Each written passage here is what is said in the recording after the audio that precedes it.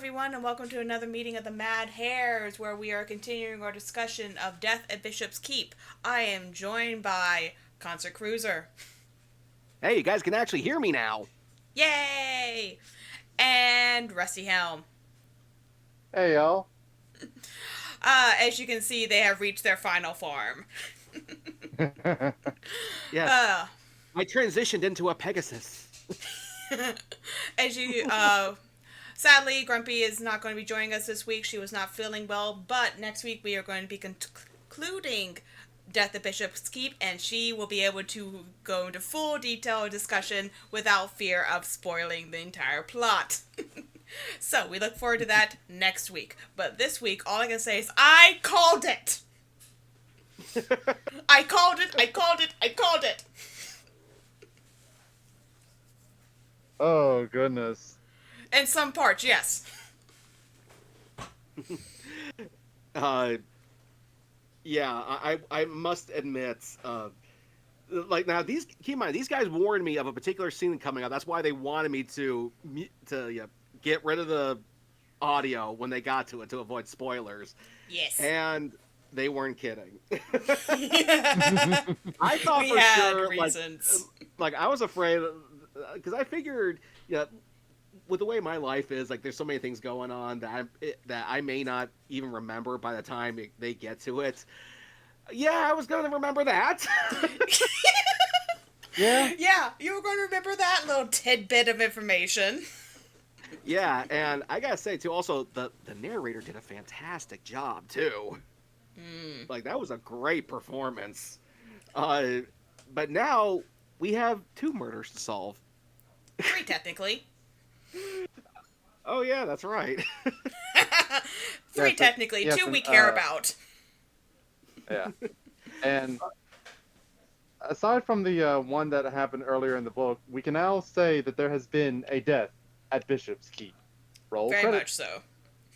Roll It only credits. took 40. It only took 41 chapters. I'll say it was worth it. We had to get some build up for that. But it's a pretty decent build up too, because prior to this we had the scene where, excuse that beep, that scene where that one woman threw the tarot cards into the fire. I love that. I thought that was I love that scene. It's like, So clearly, like you were saying, like yeah, they were clearly building up to something. Like something is coming here. I'm not sure what until chapter that particular chapter, but yeah, you could definitely sense that something was coming. very much so. So, getting into our actual full-on discussion, we started off this week's reading in chapter 42. This picks up right after the passing of the two sisters, Aunt Jagger and Aunt Sabrina. And Jagger, may she go where she needs to go, and may Aunt Sabrina rest in peace. But the doctor has to be like, I don't know exactly what's going on, so we have to call the cops, and we also have to actually do an autopsy, because I think back in that day, autopsies were not often common as they are today.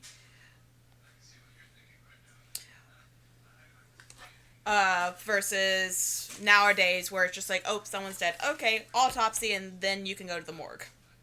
I think, or at least I would imagine that an autopsy back in those days would probably be something that's for the wealthy elites, as it were, because I can imagine they could afford such a procedure. Well, the autopsy really is more of just like, it's usually when there's like obviously foul play, or if cause of death cannot for sure be determined. I'm sure it probably did happen for more wealthy people, but seeing that they're usually carried out by the principalities or the county clerk or the judicial system, it's probably more of, hey, we kind of need to figure out what happened here situation. Yeah, it's like I'm not sure if wealth alone determines the autopsy, more the status maybe, like for the more noticeable people that have passed, but yeah, I think the biggest contributor is where the cause of death is not apparent, and depending on who it is, like if someone of highest status passes under mysterious circumstances, yeah, they'd more than likely get an autopsy than, like, say, someone of lower status. I mean, if there's a Or- potential, if they find like a body on the street, they might do it because I mean, hey, what if this person was murdered? That's something we should probably figure out. Yeah. Well, I mean, what about the first what about the first death that we got in the book? Did they ever do an autopsy on that body? I don't Well, remember actually. they kind of did because they did pull that dagger tip out of him. So I'm assuming they did do at least some look over the body, if not a full internal checklist. They did retrieve the Okay. dagger tip.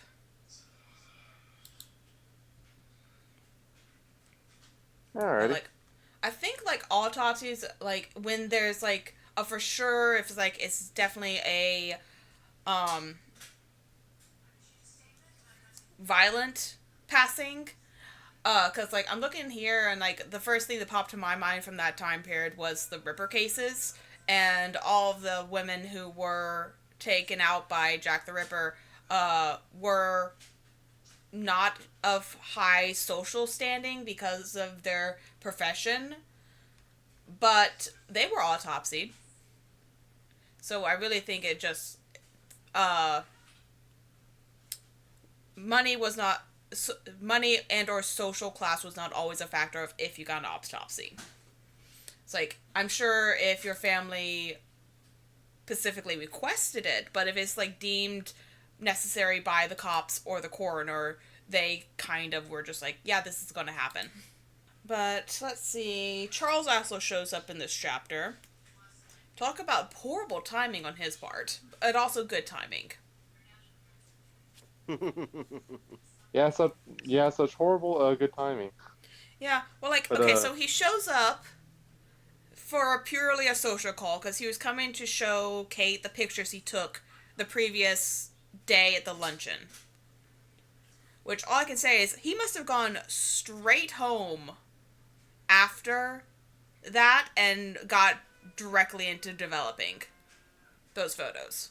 yeah, yeah, because didn't it cross his mind like he didn't intend to make such a rush at developing these photos? I think so. But, because, like, the actual developing process, I don't think takes very long, but, like, setting it up, making sure everything's right, and then waiting for them to actually, because, like, you stick them in solution, you have to put them in the larger, it's a delicate process, but the actual thing does not take long. I think it's just the setup and then the actual waiting for everything to dry after the fact.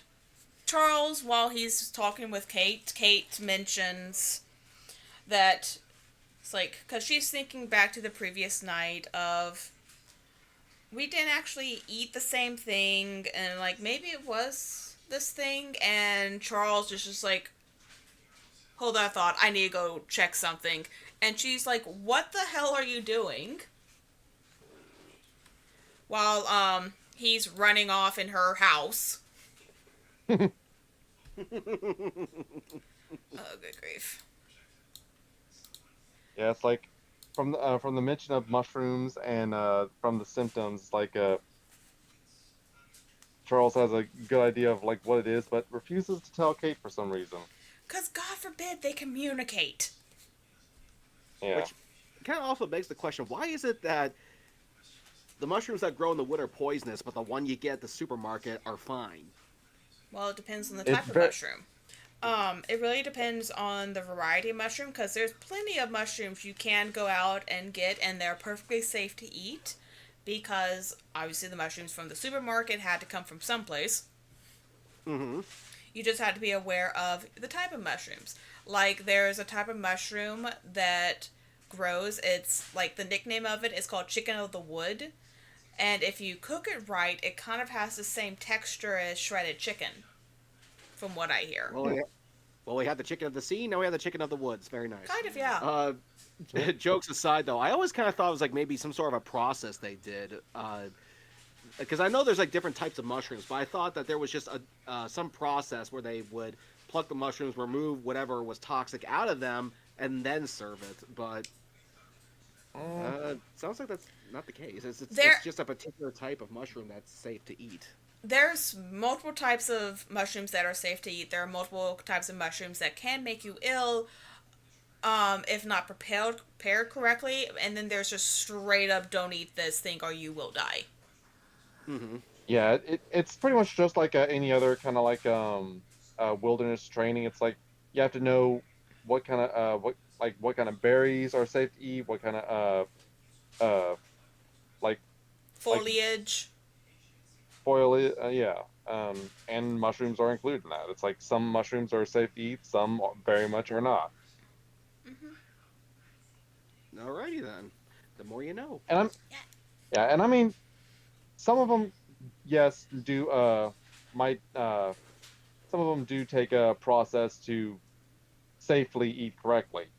Mm-hmm. But yeah, there's some that, yeah, no, you just do not put in your mouth at all. Like the kind that grow out of cow droppings, ladies and gentlemen, do not eat those. Sadly, I sadly, wrong? well, I mean, I'm about to say, it's like, sadly, we do have to say that in today's society, since ain't common no more. Yeah. It's like the thing is, a lot of mushrooms grow on decaying things. Like a lot of people who actively like cultivate their own mushrooms, they usually get like, hardwood is like a very I forget the actual term name of the mushroom, but like you get like hardwood logs, drill holes in them, pack them full of basically kind of like a mulch that has the mushroom spores in it, and just leave it in a shady place and let it do its business. I think it's oyster mushrooms. That's one of the types that usually are either a lot of people either grow in homes in buckets, or they grow it in their backyards on like stumps and stuff or logs. I watch a lot of homesteading content, guys.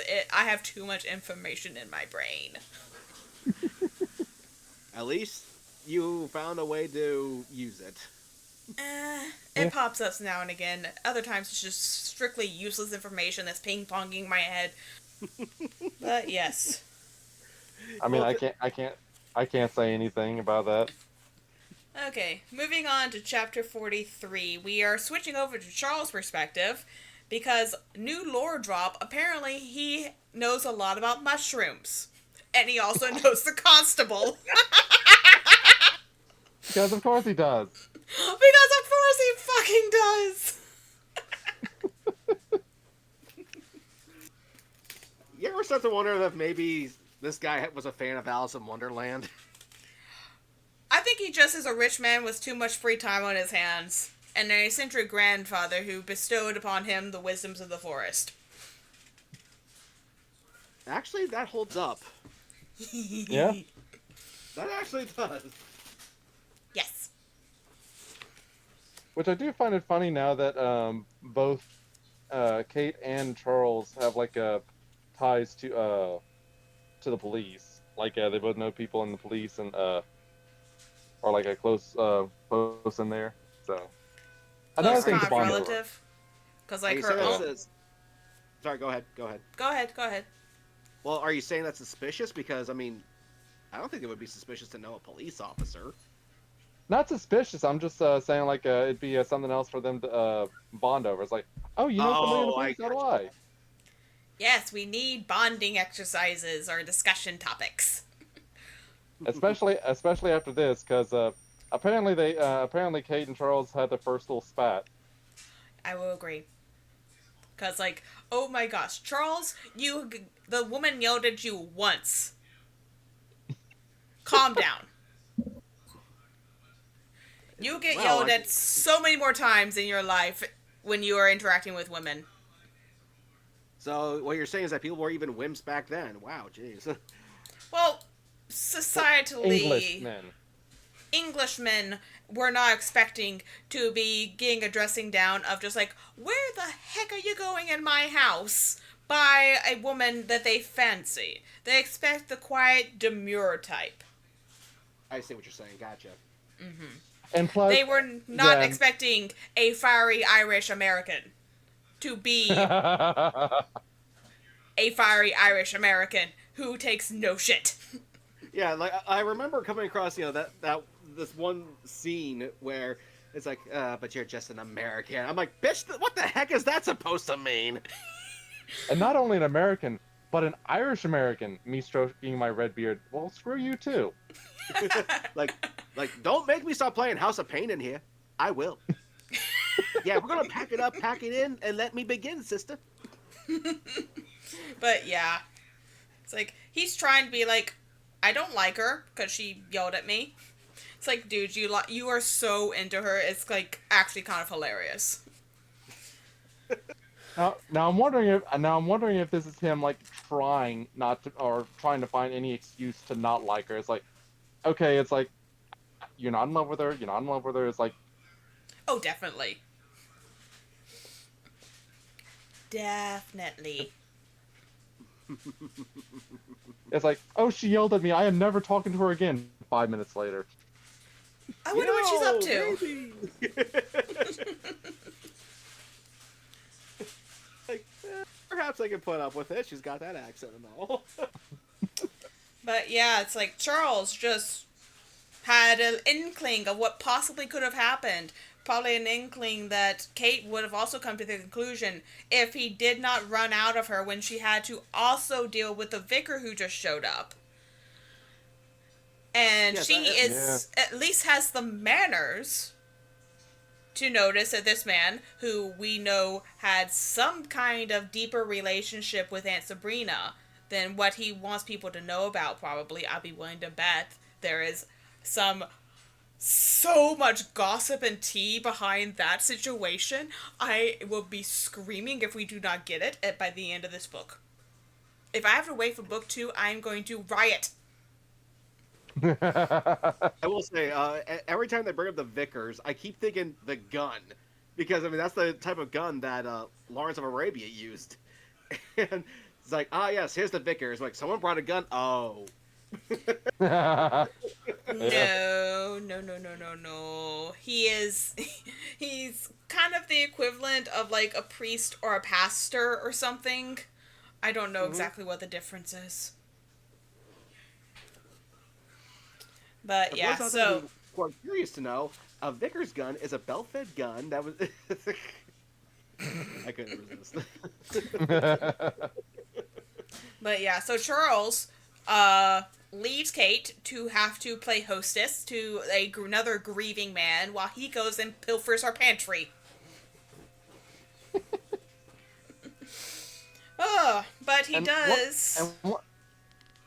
One thing I do want to say that just kind of slightly annoyed me about Charles was like the reason why he didn't tell Kate was to spare her feelings. Like, bro, you met her a few times. She is not exactly a weak-willed, dainty English woman.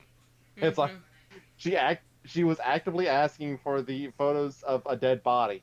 It's like, come on. It's like she's kind of okay with death, even if like she's not as squeamish as say the people you're hanging out with half the time. Like Eleanor, good grief, if this was her, she would be on a fainting couch via Rarity.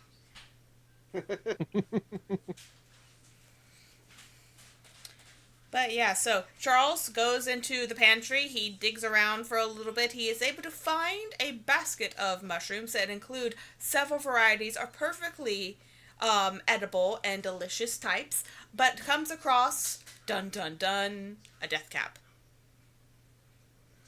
The horror. Well, given his name, is obviously a very deadly mushroom. It can usually flatline you within 24 hours. Okay, duly noted. Write that down. Do not eat death caps. Yeah, it will have you in excruciating pain and agony within 12 hours, and have you dead within 24. Yes. What is in so that? don't eat. Quite, stuff that shouldn't be in your body. pretty much, yeah. Like a And cyanide pill or something? I mean, jeez. I don't know, but image for reference. Something happened? Oh no, sorry. I was reading. I was looking. I'm not researching death caps for any particular reason. I was seeing if like there's like actually a treatment plan for him, but I think you have to first know that what you ate early and not be into the near coma state that Sabrina and Jagger got into. You need. There is antidote for it. It's high doses of penicillin or Silibin, Or but can does also Mr. Rose need require a liver transplant for survival if liver failure occurs, as there's no single cure. Early detection, early decontamination, uh, usually ingest active charcoal, and lots of fluids and electrolytes are crucial following treatment to block toxin absorption and support the liver. So, it Wait, what's basically it goes after your liver function. wait, active charcoal? What do you mean by that? Um, a lot active charcoal is like I've activated charcoal. Charcoal has the ability to absorb toxins in the body. That's usually why a lot of like early remedies for poisonings were to consume charcoal. Um, So when you say active charcoal, I'm thinking like a well-lit Kingsford. no. Mm, no, it's like I've heard of active charcoal. I just don't remember what the definition of it is. Active charcoal is a fine, odorless black powder made from carbon rich materials, often coconut shells or wood, heated at high temperatures to create a highly porous structure. Its immense surface area allows it to trap chemicals and toxins via absorption, preventing them from absorbing into the gut. It is primarily used in emergency rooms to treat drug overdoses or poisonings. So when they okay, so then they're not really talking about the kind you throw in your grill, then, are they? I don't think so. Versus No, charcoal. Activated charcoal is processed at a higher temperature, over 1,000 degrees Fahrenheit, with steam, making it significantly more porous than with a much higher surface area than regular charcoal. So there's charcoal, and then there's activated charcoal, which is basically a more refined version of it. Okay, I see.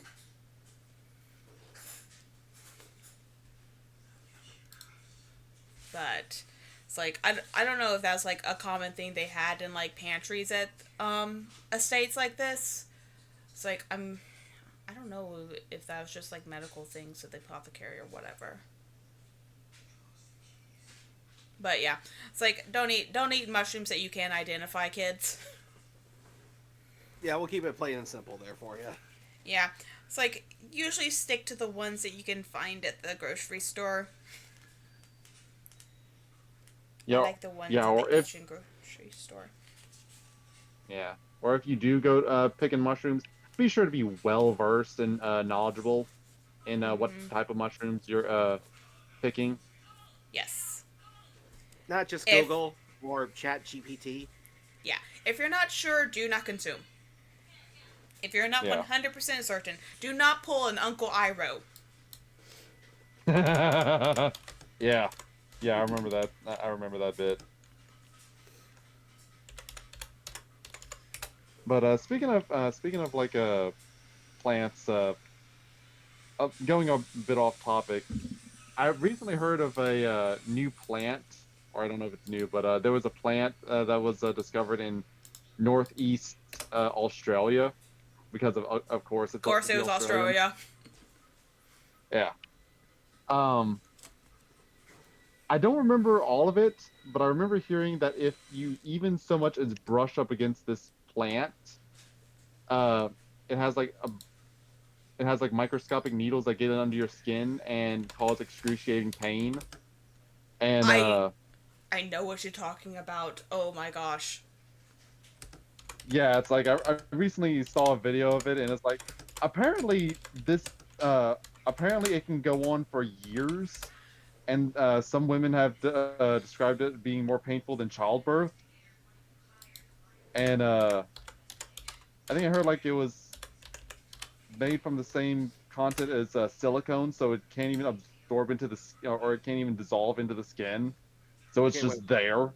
What are you referring to? A toxin? It's some plant that's in northeast Australia.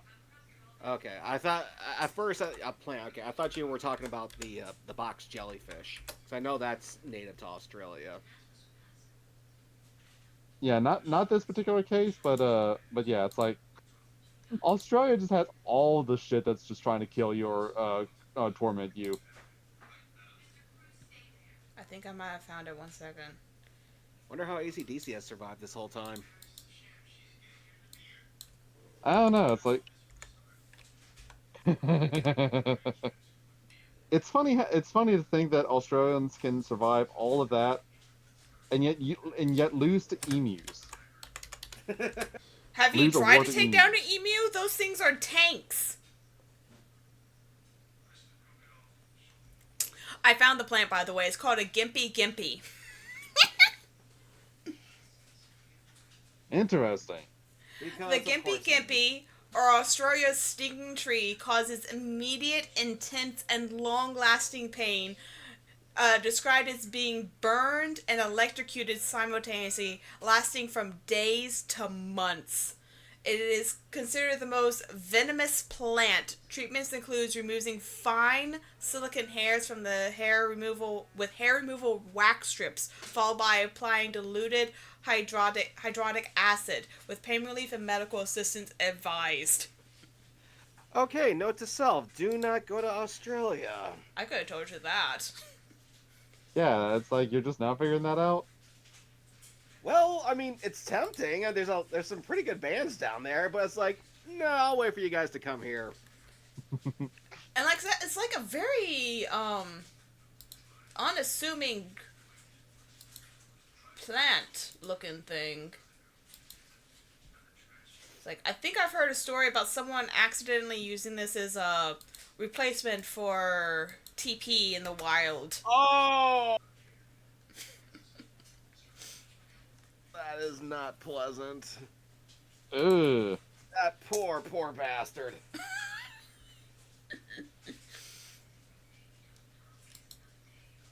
That's it. Even got Steve-O going. No. No, no, thank you.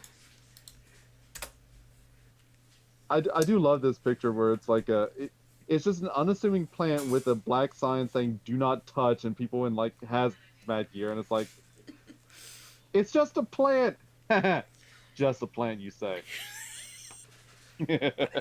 No. Chapter 44. Charles, after finding the deadly mushroom in the pantry, makes his way to where the constable, who we later find out is a childhood friend of his, talk about whiplash, is currently interviewing Harriet, and Harriet is the scullery maid of the house. She's like 14 and has no idea about mushrooms. It's a scullery maid. Um, think of her like the assistant to the cook of the house. She does Okay, like a I lot got of like the dishwashing and cleaning up in the kitchen, Okay, I see. or like Did simple food prep.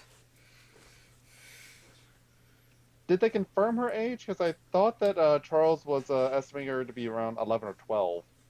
I might be wrong on her age. I might be. It's like I want to say. I might be getting her mixed up with Abigail. Abigail might be like around the 14, 16 age range, and Harriet, and what's the other girl's name?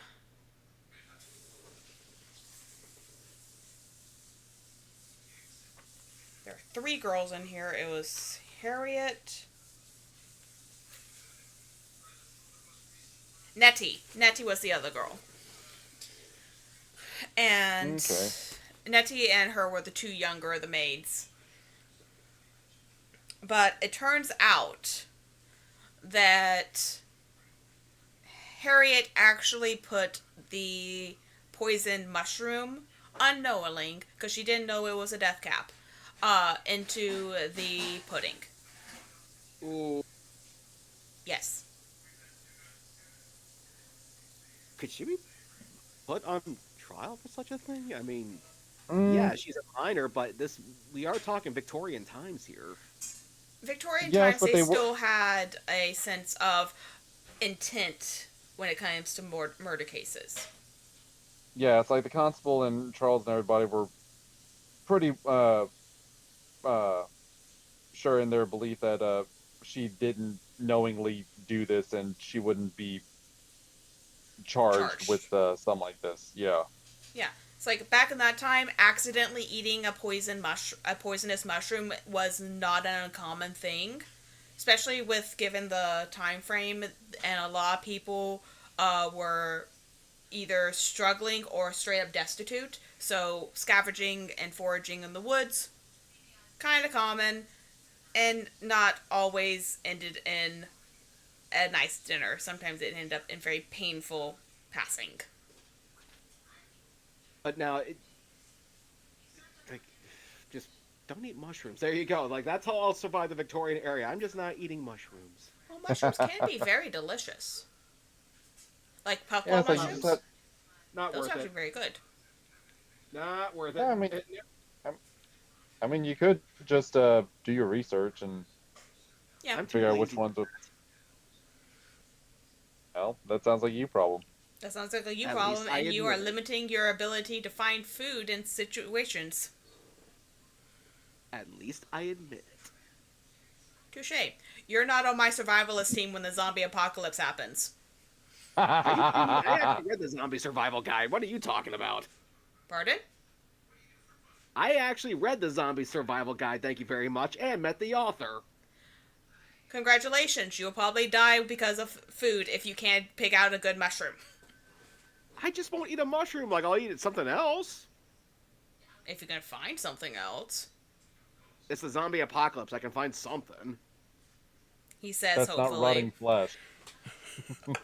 I mean, look, if anything, my diabetes is going to kill me first anyway, so.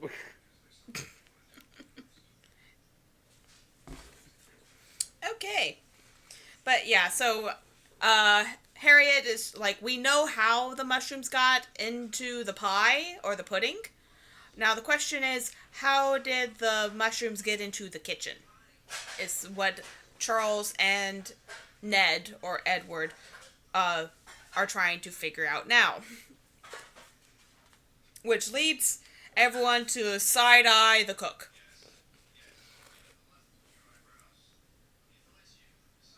Because of course everybody would blame the cook. Well, like, I mean, Charles I'm not saying. saw her. I'm not saying. It's like I'm not saying that that it's not unwarranted, but I'm just saying like too easy. It's like, it's too easy, but also it makes sense if you're like the guy. And as we know from last week, I pegged her myself as the person who put the mushrooms into the pie. I did not think she would use a child as a secondary, an unknowing accomplice, but Yeah. that is their standing theory, and their theory agrees with mine at the moment, although I have a feeling that it is going to get pounded into the dirt and thusly discarded. But we shall see who the real culprit is sometime next week. I mean, but so question here: do you think it's possible that someone is framing the cook or the girl? Um, I think the cook is a willing accomplice in what happened to Jagger. as I mentioned previously, and as it will go into later, it's like no one in that house had a lot of love for Jagger, if at any. Sabrina, she was kind of neutral, but there was still some animosity and some grudges held against her because of her impassive nature when it came to how Jagger was running things. And as Harriet mentioned when she was basically bawling her eyes out after she found out that the mushroom probably wasn't a good mushroom to be eating, she was like, oh my gosh, she was going to make everything better. She was going to give us back a fire. She was going to bring back the couch downstairs. We was going to actually get tea and jam. It was going to be so much better than with Miss Jagger in charge. And so they're just like, okay, this girl did not knowingly do this. This is a purely an accident, at least on her part. But it is the question of who did what before that. Yeah. Okay. But I'm having some qualms with Charles at the moment. Okay. The dude is kind of cowardly at the moment because not only as soon as he does his business with Edward and puts forth his suggestion of the mushrooms, he sneaks out the back door instead of going back upstairs and talking with Kate. Yeah, that was a bit of a sly move there. Right? It's like, he's just going to sneak out. He's not even going to say bye. He's just like, okay, I just made a fool of myself upstairs, kind of running out on her while she's actively grieving. And yeah. Cool story, bro. Anyway, back with Kate. After she was very much wanting to talk with him. Yeah. It's like, you come, you find out that both of her aunts passed in the night. You come into a mourning house. And you don't even have the courage to say, I'll talk to you later. Bye. Yeah, I mean, it would have been nice. I mean, heck, even at the hospital, we at least give the surviving members of the family a grievance tray. I don't know what he is that level of awkward crush phase that can't actively deal with heavy emotions at this point.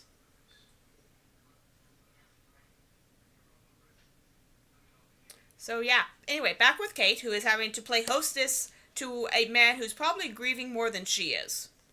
In all honesty, I want to know what happened with him and Sabrina.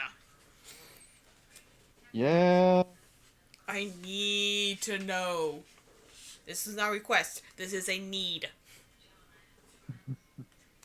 We'll keep reading and find out, okay?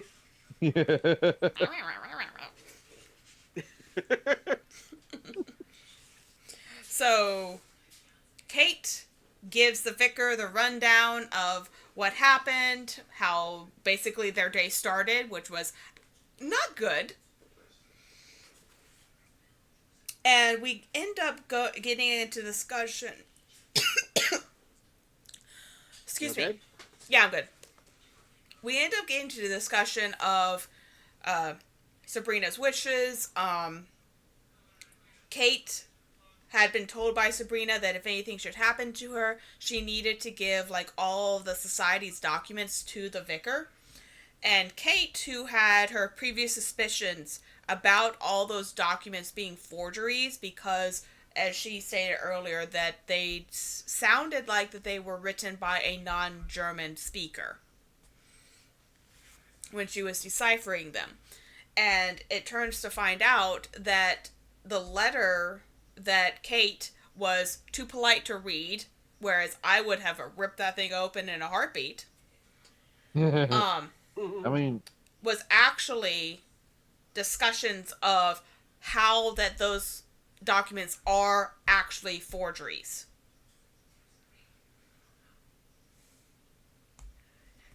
can only imagine how hard it must be to forge or something back then. I mean, nowadays it's pretty simple with our tech, but to try to like physically copy, like not just someone's handwriting, but an entire letter. Well, like it's well, like seeing fact they didn't see the originals. I'm sure that that part wasn't the issue. The issue was a lot of paper back in that time where was actually watermarked to have like a time period on it. Like Kate mentioned that some of those documents did have like 1809 watermarks on them so that they were from that time period. And what she thinks happened is they probably found like a stash of old paper that was blank, and then they made the forgeries on those. Mm-hmm. But Yeah. basically, just writing a fake letter, correspondence back and forth, and basically changing your handwriting from the guy's handwriting to a more effeminate, flowy kind of handwriting. If you have good penmanship, especially at that point in time, which a lot of the higher ups, a lot of time was spent on developing good penmanship, that also gave them a lot of time to be able to develop different ways of writing. And you can tell a lot of person by their handwriting. Which kind of makes me very concerned about what someone would think about my handwriting, because it looks like straight chicken scratch. Well, hold on. If that's the case, then I need to show you this. Whether or not you want to put this on screen is going to be up to you. It's nothing horrible, but you talk about bad penmanship. The worst one I've ever seen was actually Coldplay's autograph.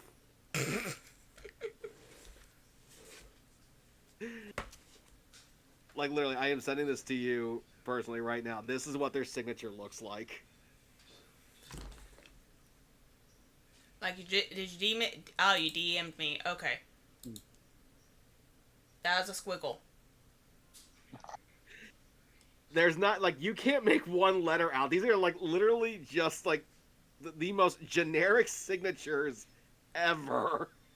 Like, that one up in the corner that looks like a W kind of looks like a smiley face. I mean, like, that's the most bland thing ever. Like, I now I need to show Rusty's. Yeah, that looks like squiggles. Like, the one in the upper right, like, that's Chris Martin, that's the singer, and the only reason I could tell is because there's a little dot there at the very end supposed to represent the eye.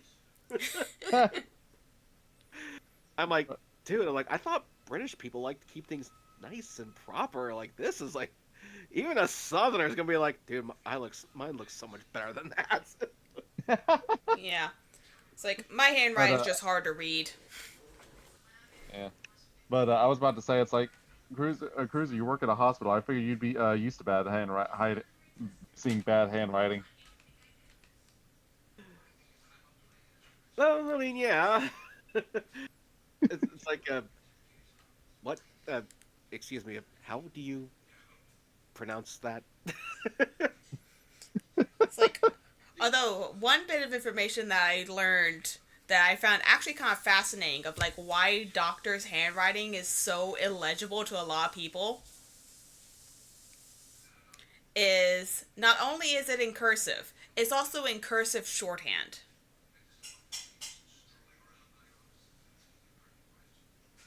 Yeah, it's like I think I remember hearing one one example was like doctors are having to learn how to make very fast notes, like when they're being taught. Mm-hmm. I don't know if that's I don't know how legit that is, but that was one example I heard. Well, like shorthand's actually something used to be taught on a regular basis. Like, I actually try to teach myself how to write in shorthand. I actually have a book about it that I think was my grandmother's. But it's basically a different set of it's basically a different alphabet, and it's written phonetically. So you write what you hear instead of correct spellings in some things, because sometimes things are not spelled how they sound. I have to admit, I'm not familiar with shorthand handwriting. I've only just whenever I hear shorthand, it just means we don't have that many people. So No, no. this If you go very into important. the book club text channel, you can see what I'm posting. Like, there's the alphabet, and then like here's an example of shorthand writing. The heck? Yeah, So that's what Coldplay was using. quite possibly. Quite But possibly. I actually might pick that up after I finish the chess stuff on Duolingo when I get done trying to teach myself chess. I already know how to play. I used to play in tournaments all the time. Like, I know the general gist of how to play. It's like learning strategies is where I'm going through this. I'm going through the course on Duolingo. Mm-hmm. It's actually quite entertaining. But yeah, okay. But That's not an alphabet I'm looking at. That's child's play.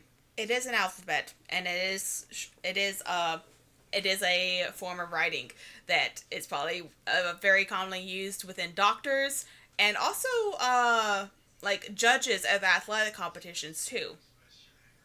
It's like, did he give me a 7 or a 5? You will never know.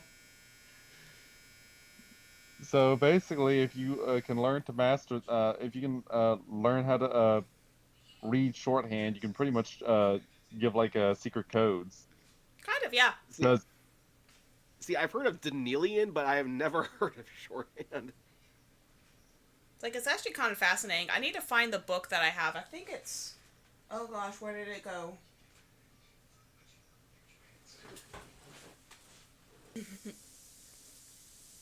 It is. Okay, well, anyway, back to Kate and the vicar. We find out that both Sabrina and the vicar were two of three people before they found out Kate was also under the same suspicion. That they were all in agreement that this is a forgery and they were going to have to figure out what to do about that because basically their whole society is based off of a lie. Shocking for a cult, I know, but...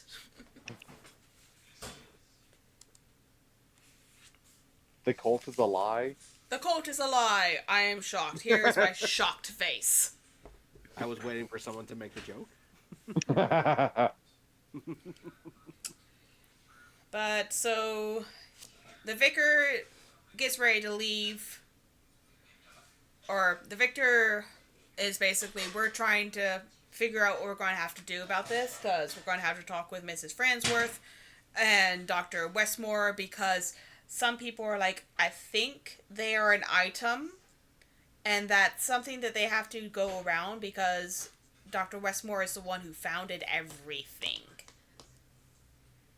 And that could be very, very dangerous if someone who is basically going around lying to accumulate power and prestige, and then that starts crumbling down and you're like one of like two people who know, you might go missing. Yeah. You might just go missing. You might find yourself in the bottom of a pit in an archaeological dig. That is my theory. Someone else found out and someone else didn't like that. Yeah. I'm gonna laugh my ass off if that's actually how the book ends. I wouldn't be surprised. It is a possibility. That is a plausible possibility.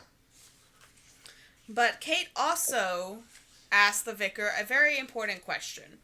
A question that's been bugging her since this morning when her aunt, in her last moments of consciousness, kind of made it sound like that she had a kid. And so she asked the vicar, and the vicar kind of gave her a roundabout non-answer. So, yeah, there's that. Yeah, it's like he basically says, I can't answer that. And I can't answer that we're all- now. Yeah, so we're all pretty much nodding like your not answer speaks volumes. That it does. But, like, Kate's sitting there wondering, because that basically confirmed to her aunt had a kid, which leads to her next question of like, why, if her aunt actually has a child somewhere, would she leave her entire estate and fortune to her niece instead? Yeah. Mm-hmm. And also, Sabrina's last words, like, "You're the last Audley." It's like, so what about the kid? It's like, I am going to lean back on my previous prediction that she is dead. She died either very young or in childbirth. Or she was adopted out and she has no idea who her parents are.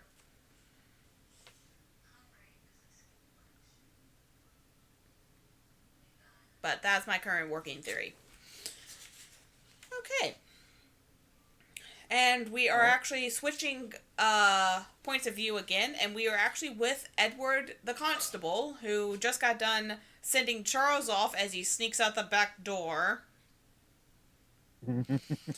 But Edward comes back up to the library where Mrs. Adelaide, or Kate, is still sitting with the vicar, and he informs her, I'm going to be taking your cook in for questioning. And Kate is shocked Pikachu face. I haven't heard that expression yet. Oh, yes. no, but I have seen the meme. The meme. Yes, I have seen the meme, but I've never heard anyone actually use the phrase "shock Pikachu face." I apparently live on a different side of the internet than you, because I have heard it several times. But yeah, so Edward is kind of pretty confident in his assessment that Mrs. Pratt did it. I am kind of with Charles, but Kate is very much against the notion that Mrs. Pratt knowingly tried to kill them. Because she's just like, she's my friend. And friendship is magic. Depends with who, but True. Very true. But yeah, But so...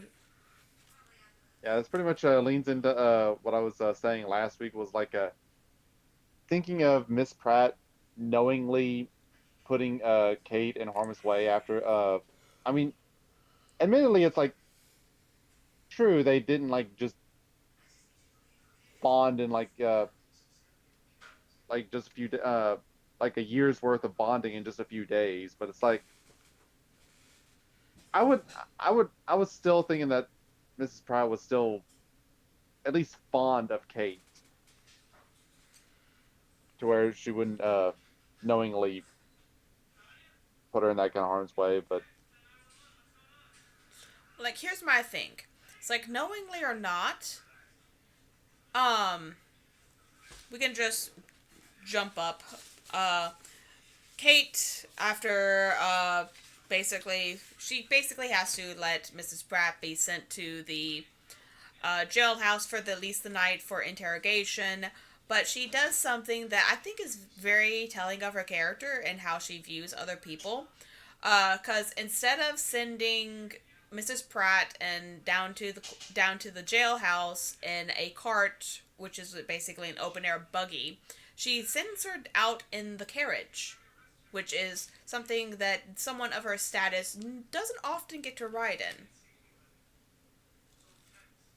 yeah, Which is and kind that of... does stick with which does stick with Mrs. Pratt. She very much took notice of that. She very much enjoyed her ride, yes. But as we go into chapter, what were we on? 47? We actually get Mrs. Pratt's POV, and I don't know how I feel about it, because it feels like she did know what was going on, but it also feels like she's protecting someone else. And I have a feeling I know who, but what do you boys think? she's protecting me from Rusty? Countess. Yeah, it's like I know yeah, it definitely feels like she's hiding someone and protecting someone. It's like I'm just trying to like I just haven't quite gotten all the clues straightened up. It's like I know there's more to this, but I know the dots connect to something. I'm just trying to I haven't quite gotten there yet. Well, okay. So, because like she goes into her interrogation, and she regrets, like she talks about with the previous night. She regrets Sabrina's death. She actively is reveling or rejoicing, is the word she used, in the demise of um Jagger. Of daggers? Yeah. Yes. She's actively reveling in her demise. While um da, da, da, da, da. words words they are hard right now. Uh and she has her story straight. Of It was a chaotic day in the kitchen. She didn't have much going on in the way of being able to actively be aware of everything that's happening, and she wasn't able to properly assess the mushrooms she bought from the little gypsy boy that came to the back door. And so yeah, she's playing the it's an honest mistake, officer. It happens. While I'm sitting here, it's like it was Tom, wasn't it? Tom did something, or I don't know. I don't know. I really don't know. Yeah, because Kate was suspecting Tom Potter, but Yeah, it's like she was suspecting him very but like then when very hard in the next chapter, because she actually Charles did leave those photos for her in the library, and she went to go actually look at them, and she looks at it, and let's see if I can actually find that section. yeah, because something gets to her whenever she sees the picture of the young boy. Okay, I found it. Kate stared at the photo for a long moment, puzzled. No, the figure was not that of Tom Potter, nor the face. It was more finely featured, too symmetrically drawn, but there was something familiar about the face. Something about the eyes, the mouth. Suddenly her fingers felt cold and her knees began to tremble. She knew the face in the photo. It was, but that was impossible. She swallowed. No, not possible. Only improbable. But why? So we don't know. She has an inkling, but we don't know what her inkling is. So the question is, who is it if not Tom Potter? It's like, because like she said it's not Tom Potter. It doesn't look like Tom Potter. It's not even the right build for Tom Potter. So Yeah, the then question is could who? it? Yeah, who could it be? So my Rusty? question would be, who else has Kate met that she knows from this book? Namely, like what guys that would fit that build would she know? Well, like that's the thing. It's like I'm starting to think it might not be a guy. You think it might be those people with the quills in their pockets? I think it might be Mrs. Fransworth. Because we find out that after Sabrina went and talked with the vicar when she found that letter, the vicar said that she went and talked with Mrs. Fransworth. Mm. And Mrs. Fransworth, who is an actress, I was just about to say she is a very astute actress. she's a skilled actress. She might have tried to come and try to do something to silence that entire household because she knows that Sabrina knew something that she shouldn't have. because she found that letter. If Sabrina went and confronted her at that moment. And she also might be a little bit suspicious of Kate. Because who would have sent Charles her way to ask about this kind of thing? Other than someone who had recently come into the organization they didn't really know. Who's an unknown factor. Yeah. Yeah. Which I'm trying to remember. Did Charles use Kate's name when he met Farnsworth?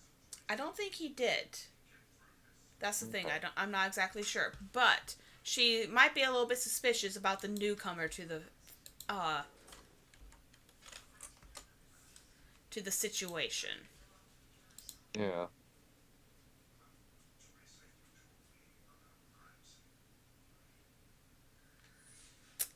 But yeah, That is a theory. it is a theory. But I am concerned a little bit that the constable might be getting the implication that, or being getting a little bit suspicious that Kate might have tried to kill her aunts. Because he's trying to figure out who would benefit from the death of these women, and although we know it wasn't her, Kate technically Would have the most to gain. would have the most to gain, yes. So yeah.